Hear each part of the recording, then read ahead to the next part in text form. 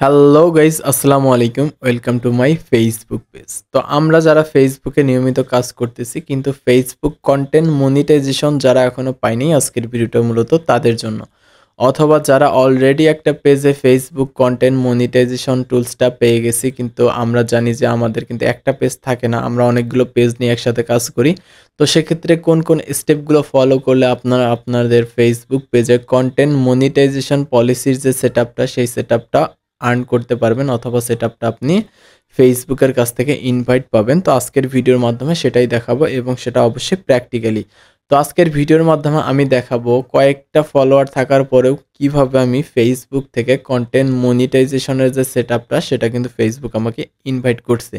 তো এর পিছনে কিন্তু অনেকগুলো কারণ আছে, ফেসবুকের অনেক রুলস আছে। আমরা জানি যে ফেসবুকে অনেকেই আছে যাদের লক্ষ লক্ষ ফলোয়ার, তারপরেও তারা কন্টেন্ট মনিটাইজেশন সেটআপটা পায়নি।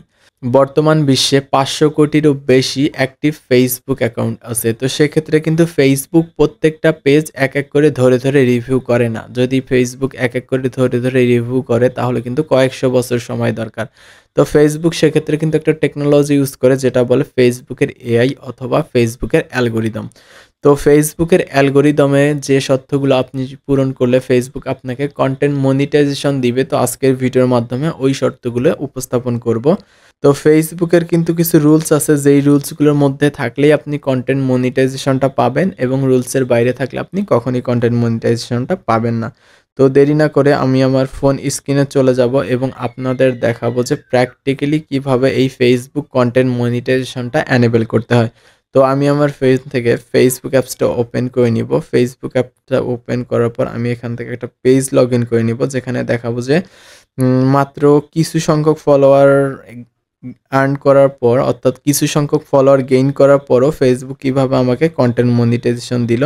তো এখান থেকে আমরা কি করব, প্রোফাইলে ক্লিক করে দিব। প্রোফাইলে ক্লিক করার পর এখানে যদি আমি আপনাদের মার্ক করে দেখাই, এখানে দেখতে পাচ্ছেন 1.5K ফলোয়ার, অর্থাৎ এখানে এই পেজটাতে মাত্র 1500 ফলোয়ার্স আছে। তো এই পেজটা যদি আমি প্রফেশনাল ড্যাশবোর্ডে চলে যাই, প্রফেশনাল ড্যাশবোর্ডে চলে যাওয়ার পর আমি যদি এখানে দেখি, তো এখানে দেখতে পাচ্ছেন এখানে কিন্তু pay out, star, content monetisation সবগুলো সেটআপই আছে। তো মার্ক করে দেখাচ্ছি, অনেকেই হয়তো বুঝতে পারবে না। তো পে আউট কিন্তু অ্যানেবল আছে, স্টার অ্যানেবল আছে, এবং কন্টেন্ট মনিটাইজেশন যেটা সেটাও কিন্তু অ্যানেবল আছে, পার্টনারশিপ অ্যাড। তো আমি যদি এখান থেকে কন্টেন্ট মনিটাইজেশনে ক্লিক করে দিই, তো ওখানে দেখতে পাচ্ছেন 0.01 সেন্ট, এবং এখান থেকে ব্যাক করে যদি আমি পে আউটে ক্লিক করে দেই, এখানে আপনারা দেখতে পাচ্ছেন 0.10 সেন্ট, অর্থাৎ এখানে কিন্তু একটা অ্যামাউন্ট ফেসবুক অলরেডি এই অ্যাকাউন্টে অথবা এই পেজে দিয়ে রাখছে। তো মাত্র 1500 ফলোয়ার নিয়ে আমি কিভাবে ফেসবুকে কন্টেন্ট মনিটাইজেশনটা অ্যাক্টিভ করলাম, তো আজকের ভিডিওর মাধ্যমে সেটাই আপনাদের জানাবো। তো ফেসবুক কন্টেন্ট মনিটাইজেশন কিভাবে অ্যাক্টিভ করার যে প্রসেসটা সেটা দেখানোর জন্য আমি আমার আরেকটা পেজ লগ ইন করে নিব।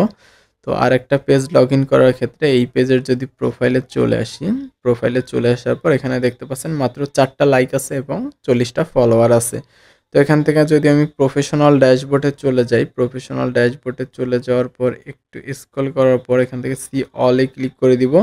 তারপর এখানে দেখতে পাচ্ছেন কন্টেন্ট মনিটাইজেশনটা শো করতেছে, আর্ন মানি ফ্রম ফেসবুক। তারপর এখানে দেখতে পাচ্ছেন লার্ন মোর। তো লার্ন মোরে ক্লিক করে দিলেই আপনি বুঝতে পারবেন যে ফেসবুক আসলে কি কি ক্রাইটেরিয়া দিছে। তো এই বিস্তারিত না গিয়ে আমি আপনাদের সহজ ভাষায় বিষয়টা এক্সপ্লেন করতেছি। তো সেক্ষেত্রে ফেসবুকে আপনারা কয়েকটা বিষয় খেয়াল রাখবেন। প্রথমেই আপনাকে খেয়াল রাখতে হবে ফেসবুকে কোনো প্রকার কপি ভিডিও আপলোড করা যাবে না। ফেসবুক কন্টেন্ট মনিটাইজেশনের 2টা স্টেপ, একটা হচ্ছে মনিটাইজেশন পাওয়ার আগে এবং একটা হচ্ছে মনিটাইজেশন পাওয়ার পরে। তো আপনি যতদিন পর্যন্ত ফেসবুক কন্টেন্ট মনিটাইজেশনটা পাননি ততদিন পর্যন্ত আপনার যে কন্টেন্ট আছে সেখানে কোনো প্রকার মিউজিক ব্যবহার করবেন না। কপিরাইট ফ্রি মিউজিক হোক অথবা ফেসবুকের যে লাইব্রেরি আছে সেখান থেকে ডাউনলোড করা হোক, আপনাকে সম্পূর্ণ মিউজিক অ্যাভয়েড করতে হবে। আপনাকে নিজস্ব ভয়েস দিয়ে ভিডিও বানাইতে হবে, এবং আপনি যে ভিডিওগুলো পাবলিশ করতেছেন সেগুলো 100% অথেন্টিক হতে হবে, অর্থাৎ আপনার নিজস্ব মোবাইল ফোন দিয়ে শ্যুট করা হোক অথবা এমন ভিডিও যেটা ফেসবুকে এর আগে কখনো আপলোড করা হয়নি। এবং ফেসবুকের কিছু রুলস আছে যেগুলো আপনাকে মানতে হবে, যেমন রক্তাক্ত ভিডিও অথবা এমন কোনো ফুটেজ ফেসবুকে আপলোড করবেন না। ফেসবুকে হুমকিমূলক কোনো পোস্ট করবেন না, যেমন রাজনৈতিক বিষয় বর্তমান যেমন ট্রেন্ডিংয়ে আছে। আপনাকে আবার কিছু ওয়ার্ড আছে যেগুলো ব্যবহার করা যাবে না, গালাগালি, হুমকি এরকম যদি ব্যবহার করতেই হয় সেক্ষেত্রে কিন্তু আমরা দেখি যে আমাদের মধ্যে প্রত্যেকেই স্টার দিয়ে ব্যবহার করে অথবা মাঝখানে গ্যাপ রাখে বিভিন্ন কৌশলে কিন্তু এইগুলো ব্যবহার করা হয়। তারপরেও কিন্তু Facebook বুঝতে পারে। তো এই বিষয়গুলো এভয়েড করলে আশা করা যায় আপনি যদি নিয়মিত ১ মাস ২ টা করে ভিডিও আপলোড করতে পারেন, সেক্ষেত্রে Facebook আপনাকে কনটেন্ট মনিটাইজেশনটা দিয়ে দিবে। Facebook কিন্তু কখনোই দেখবে না যে আপনার ভিডিওতে কয়টা ভিউজ আসতেছে অথবা আপনার ভিডিওগুলো ভাইরাল হচ্ছে কিনা। Facebook শুধু দেখবে যে আপনি Facebook এর রুলস এবং রেগুলেশনের মধ্যে আছেন কিনা। Facebook যদি দেখে আপনি Facebook এর রুলসগুলো মানতেছেন, সেক্ষেত্রে কনটেন্ট মনিটাইজেশনটা দিয়ে দিবে।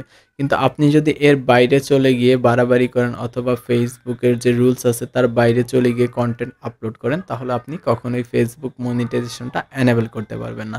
তো ধন্যবাদ সবাইকে ভিডিওটা দেখার জন্য। দেখা হবে পরবর্তী কোনো ভিডিওতে।